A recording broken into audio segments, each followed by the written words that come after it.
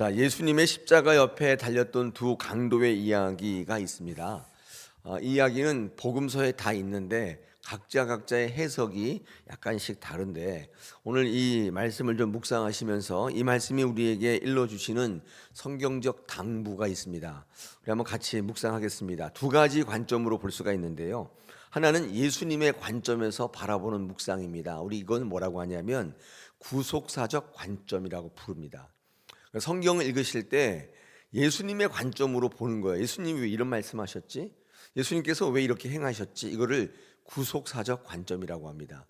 이 구속사적 관점으로 보시면 여러분의 생각의 관점이 아니기 때문에 약간 달라요. 그래서 의아해할 때도 있고 이게 뭐지? 그럴 때가 있습니다. 그러나 그렇게 보는 것이 가장 성경적 관점이에요. 왜냐하면 성경은 예수의 이야기를 적은 것이기 때문에 그렇습니다. 또 하나의 관점은 뭐냐면 이 강도의 관점으로 볼 수 있습니다. 우리 이거를요, 신앙적 관점이라고 볼 수 있습니다. 우리가 신앙할 때 이런 거예요. 쉽게 얘기하면 뭐가 유익할까, 내게 뭐가 본받을 만할까, 그런 거 보는 거 있죠. 근데 이런 거를 신앙적 관점이라고 하는데 이 또한 나쁘지 않겠죠. 왜냐하면 우리의 신앙을 성장케 하기 때문에 별로 나쁘지 않은데, 그러다 보니까 자칫 조금만 삐딱하게 나가면 나의 유익한 관점, 인간적 관점으로 흐를 수가 있겠죠. 저는 이 두 가지의 관점, 구속사적인 관점과 이 신앙적 관점이 같이 가야 한다, 그렇게 생각이 됩니다. 그러려면 기준이 확실해야 돼요. 어디를 향해 가는지를 확실하게 하지 않으면 이 신앙적 관점은 이기적 관점, 인본적 관점으로 흐를 가능성이 있습니다. 자, 성경을 바라볼 때 글씨니까 읽는다 이렇게 생각하지만 전혀 그렇지 않습니다. 어떤 관점으로 보는가에 따라서 달라질 수 있겠죠. 자, 그러면 이 두 가지 관점을 한번 생각해 볼 텐데요. 첫째로 예수님의 관점, 구속사적인 관점을 한번 보겠습니다. 자, 그렇다면 이 두 강도의 이야기는 어떤 관점에서 해석될 수가 있냐면 사명이라는 관점으로 해석될 수가 있습니다. 이런 거죠. 성경 속에 나타난 강도의 이 구원의 사건은 그 예수님의 관점에서 바라보면 이 사명의 관점에서 묵상될 수가 있는데요. 이게 무슨 말이냐면 예수님은 십자가에 매달려 고통을 당하시지만 마지막까지 사명을 다하셨다, 이렇게 볼 수 있습니다. 그 얘기를 성경은 이 두 강도의 사건을 통해서 우리에게 말씀하고 있다. 예수님은 십자가에 달려 지금 고통스러움 가운데 있는데도 불구하고 사명 감당하기에 외면하지 않으셨다, 그런 거예요. 즉 예수님은 자신의 고통이 구원의 사명을 회피하고 외면해야 하는 이유가 되지 않았다, 그런 거죠. 이게 구속사적 관점이에요. 이 구원받은 강도의 이야기를 놓고 이렇게 설교할 수가 있다는 거예요. 한 예로 사도 바울의 육체의 가시가 있지 않습니까?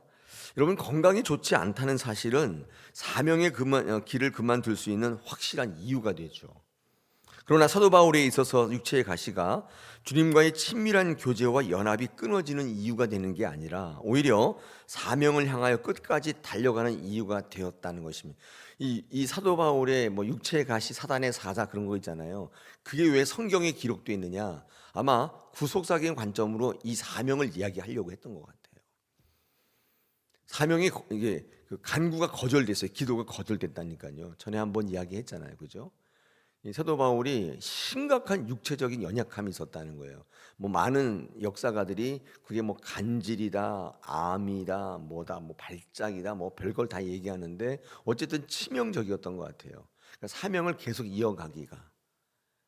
그래서 이제 그만둬야겠다라고 해도 심지어 하나님조차도 어떤 얘기를 할 수가 없는 그런 상황이 있었다는 것입니다. 그런데 이 사도 바울은 그 이유가 그 사명을 그만둬야 되는 이유가 되는 게 아니라 오히려 사명을 향하여 끝까지 달려가는 하나의 명분이 되더라는 것입니다. 이 육체적 가시가 사명에 대한 의지가 더욱 분명해지는 그런 이유가 되더라는 것입니다. 여러분, 그래서 예수님이 이 십자가에서 고난 당하시면서 피가 철철철 흐르고 숨도 안 쉬어지는 그 상황 속에서 이 강도가 구원을 요청할 때 이미 늦었다, 이렇게 얘기한 게 아니라 내가 지금 힘들어 죽겠다, 내가 쌩쌩할 때는 아무 한마디도 안 하더니 지금 와서 왜 나를 이렇게 귀찮게 하냐, 이렇게 얘기한 게 아니라 그를 주목하여 보셨다. 이 가시면류관 흐르는 피 사이로 보이지도 않으실 텐데 그 얻어맞아서 퉁퉁 분 그 눈으로 그 옆에 행악자를 쳐다봤다, 이런 거예요. 그렇잖아요. 이 사도 바울, 이것 때문에 난 도저히 못하겠습니다. 그럴 수 있는데, 그래도 하나님이 할 말이 없는데 오히려 그것이 예수와의 연합이 더 강력해지는 이유가 되었다. 굉장히 큰 구속사적인 관점의 위치를 차지하고 있다는 것입니다. 여러분, 이것 때문에 우리가 생각해 봐야 될, 묵상해야 될 포인트가 있는데, 그게 뭐냐? 우리들은 주신 사명 감당하지 않는 이유가 뭐냐? 그거죠. 우리 다사랑교회에게 당부하신 사명을 감당하지 않는 이유가 뭐냐? 우리들의 연약함, 우리들의 열악함 때문이 아니냐? 그러면 이 두 강도의 이야기는 우리에게 어떤 메시지를 던지냐면, 그렇게 하지 말라는 거예요. 그게 오히려 사명을 향하여 달려가는 이유가 되라는 거예요. 그래서 사도 바울은 나중에 뭐라고 고백해요? 나의 약함이 강함이 되었다. 나의 연약함이 끝내주는 힘이 되었다. 굉장히 반전을 이야기하고 있지 않습니까? 그 묵상을 통해 우리에게 뭘 알려주냐면, 너의 힘이 어디서부터 오느냐? 바로 연약함에서 나타난다. 더 나아가서 많은 사람들이 왜 연약함으로 끝나냐 하면, 그 연약함이 사명을 감당하지 않는 이유가 되기 때문에 그렇다. 저는 바쁜데요, 저는 건강이 안 좋은데요, 저는 뭐 나이가 많은데요, 그것 때문에 능력이 없어지는 거예요. 그 능력이 임하는 그 지점, 포인트 있잖아요. 거기가 바로 연약함이에요. 이거는 복음이 전하는 놀라운 사실인 것입니다. 우리 지난 시간에 나시린의 조건 가운데 머리 있잖아요. 머리를 깎지 않는다 그랬잖아요. 머리를 깎지 않으니까 다른 사람과 외형이 달라가지고 사람들이 뭐야 저 사람 미쳤어? 뭐 좀 막 그런 얘기를 할 거 아니야. 사람들은 나와 다르면 다 지적하거든요. 나처럼 해야 자기 편인 줄 알아요. 그러니까 막 지적하잖아요. 근데 놀라운 사실이 있어요. 그 사람들이 막 지적하고 자존심 상해하고 외모에 대해서 언급하고 할 때 끝까지 나신으로서 머리를 자르지 않고 하나님과의 교제를, 하나님과의 연합을 이루어갈 때 능력이 임하는 포인트가 어디냐면 그 머리카락이에요. 삼손 보세요. 머리털에 힘이 임하잖아요. 어우 창피해. 다 잘라버렸으면 그냥 그렇게 사는 거예요. 맨날 한계에 시달리면서 나는 나이가 많으니까, 그러면서 우리는 연약하니까 사는 거예요. 그런데 신앙은 거기서 멈추지 않아요. 물론 나이가 많고 힘이 없는 거 모르지 않죠. 왜냐하면 다 생각을 그렇게 하고 있으니까. 그래서 늘 그렇게 살아가는 거 아니에요? 물 흐르듯이 이렇게 좋으면 좋았다가 나쁘면 완전히 저 바닥으로 치달았다가 꼬꾸라졌다가 또 좋으면 이렇게 올라갔다가 이 기복 있는 삶을 살아가잖아요. 세상의 흐름에 따라 좋고 나쁜 게 결정되는, 일희일비하는 거. 좋으면 웃고 싫으면 울고, 거기에 예수가 어디 있어요? 그걸 우리가 신앙이라고 할 수는 없잖아요. 우리들끼리 그냥 다 까놓고 얘기하면, 그런 차원에서 이 구소서적인 관점의 강도 이야기는 우리에게 깊은 묵상의 포인트를 던져줘요. 주님은 죽어가는 십자가 위에서도, 그 극심한 고통 가운데서도 한 영혼의 구원의 요청을 외면치 않으셨다. 예수님은 자신이 시면, 고통의 깊은 상황 속에서도 영혼 건지는 일을 멈추지 않았다. 이게 사명이고 예수를 따르는 제자들과 교회가 취해야 할 태도예요.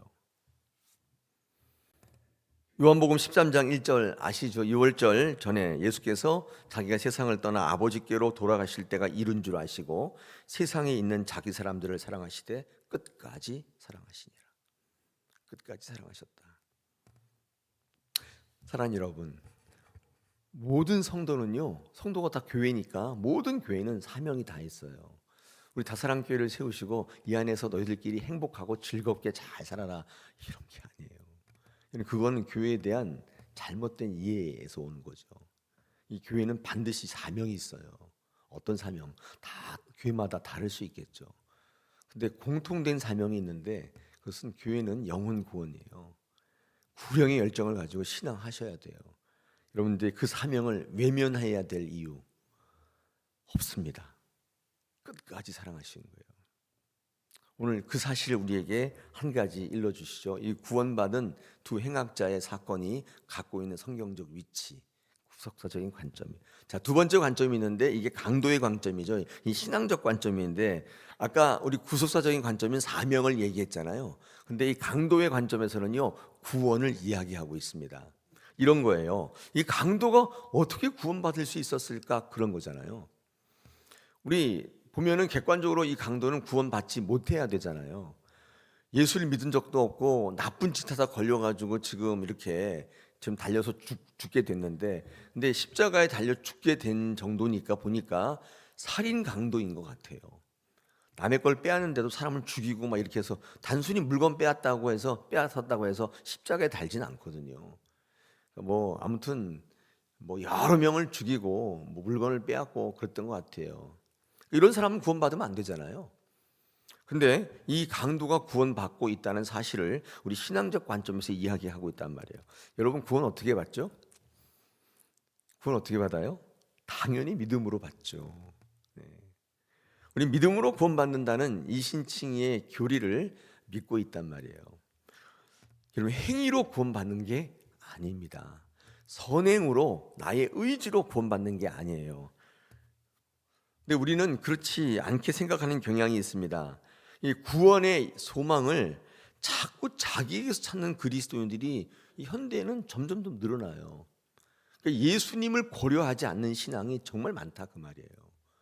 어떤 걸 결정할 때, 어떤 걸 바라볼 때, 어떤 것을 판단할 때 여러분 그 기준이 예수여야 돼요. 그게 신앙에서 뭐 예수를 믿을까 안 믿을까 그런 거 빼고 그런 걸 넘어서서 여러분의 삶의 자리에 뭘 결정할 때 있잖아요. 그 예수님의 관점이에요. 그게 WWJD, 제가 그 얘기했잖아요. 1980년대 미국에 번졌던 성령운동. WWJD가 뭐냐면 What would Jesus do? 예수님이라면 어떻게 하실까? 어떤 상황이 딱 갔는데 이거 어떻게 해야지? 어떤 기가 막힌 상황에 직면했는데 이거 어떻게 하지? 이때 예수가 기준인 거예요. 이게 구원의 기준이잖아요. 근데 많은 분들이 구원의 기준을요 자기에게서 찾아요. 신앙의 기준을 자기에게서 찾아요. 사명의 기준을 자기에게서 찾아요. 자기 형편에서 찾는 거예요. 하나님이 힘 주신다는 사실은 고려되고 있지 않아요. 그런 게 어딨냐는 거예요. 내 형편이 이런데 어떻게 하겠냐는 거예요. 예수에게서 찾지 않습니다. 이런 분들은 이제 신앙적 관점, 특히 삶의 관점에서 이제 신앙하는 건데, 이런 분들은 신앙도요 훌륭하게 되려고 하시는 분이 있어요. 내 삶을 훌륭하게. 제가 그랬잖아요. 지난번 설교 때 우리는 살아가면서 훌륭한 사람 많이 만나지 않습니까? 나라를 구한 사람, 어려운 사람을 돕는 사람, 뭐 굉장히 많이 만나는데, 근데 예수님은 참 신기하게 훌륭한 사람을 찾는 게 아니라 어떤 사람을 찾아요? 네. 하나님은 훌륭한 사람을 찾지 않으세요. 하나님 안에 있는 사람이지. 그러니까 이 신앙하는데 훌륭하게 되려고 하는 분들이 있어요. 잘 하려고 하시는 분이 있어요. 이게 방향 자체가 잘못되어 있어요. 여러분, 훌륭하게 되시려면 여기 오시는 것보다 저기 인문학 강의 그런 데 가시는 게 훨씬 나아요.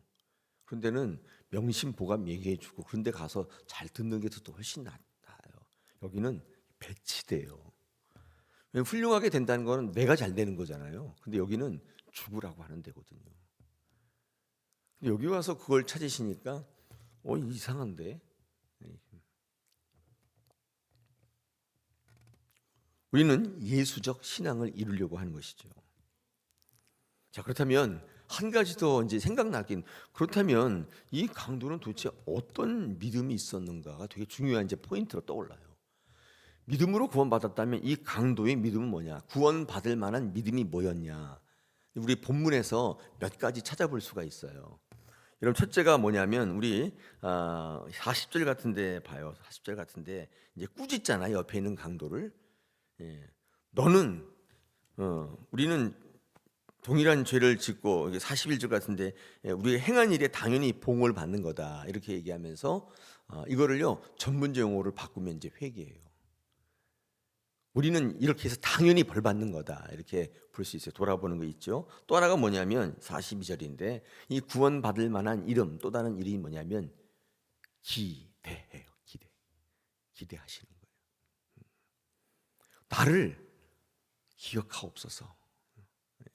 나의 형편이나 처지 때문에 저는 사람 죽이고 남의 물건 빼앗고 한 번도 교회 다닌 적도 없고 뭐 기도도 안 해보고 그랬는데 그건 나에게서 어떤 행위에서 찾는 게 아니라 예수님을 기대하는 거예요.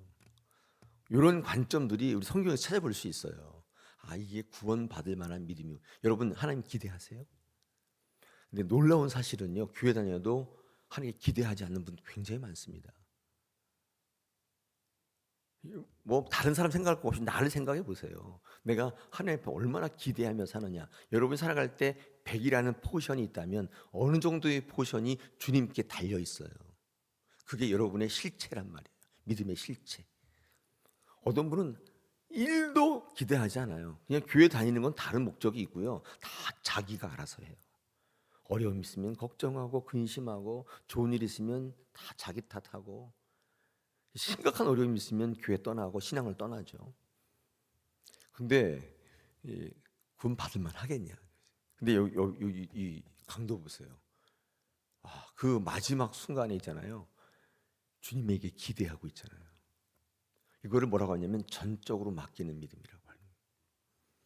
여러분 이런 것들이 구원을 이루는구나. 교회 열심히 다니고 예배하고 여러분 그 이유가 주님께 전적으로 맡기고 주님께 기대하시기 위한 거예요. 그 훈련을 하는 건데 이 강도는 그런 적도 없는데 어떻게 이렇게 맡기냐. 옆에 있는 강도 보세요. 똑같은 강도인데 다르잖아요. 이게 구원받을 만한 믿음이다. 이런 건 굉장히 중요한 신앙적 관점에서 우리가 봐야 될, 묵상해야 될 포인트다. 여러분, 우리는 지금 우리의 구원은 어디 있느냐? 의외로 자기에게 있는. 내가 지금 열심히 봉사하고 있잖아. 내가 지금 새벽기도 나와서 이루고 있잖아. 내가 헌금을 얼마나 하는 줄 알아? 내가 교회에서 얼마나 많은 일들을 하는 줄 알아? 나 같은 사람이 구원 안 받으면 어디서 구원받아? 이렇게 말하는 분들이 있잖아요. 근데 그는 또 의외일 수가 있어요. 오늘 구원받은 두 행악자의 사건 너무 또 길게 얘기하면 안 되는 거죠. 근데 묵상해 보면요, 이 성경적 위치가 주는 메시지가 강력합니다. 그는 이렇게 살라고 계속 권면하고 있는 거예요. 성경이 우리에게 예수님의 삶을 기준으로 말씀하고 있어요. 너 예수님을 본받지 않을래? 계속 요청하고 있는 거예요. 근데 저는 싫어요. 저는 뭐 육체가 그럼 난 쉬어야 돼요. 나는 못 해요. 그런 거. 이런 우리에게 예수의 사명을 본받게 하고 사도 바울의 사명의 길, 달려갈 길을 끝까지 달려가고 믿음을 지키고 선한 싸움을 싸웠다는 그 사도 바울을 자꾸 부각시키는 거예요. 구원에 이르게 하려고 하는 거예요. 사랑하는 여러분, 오늘 이 말씀이 여러분의 신앙생활에 적지 않은 도전이 되시기를 축복합니다. 그래서 하나님께서 함께 하시면 돌이키시는 거예요. 하나님께서 역사하시고 능력을 주시고 여러분을 통해 그 구원의 길을 이루어 가시는 하나님이신 것을 믿습니다. 우리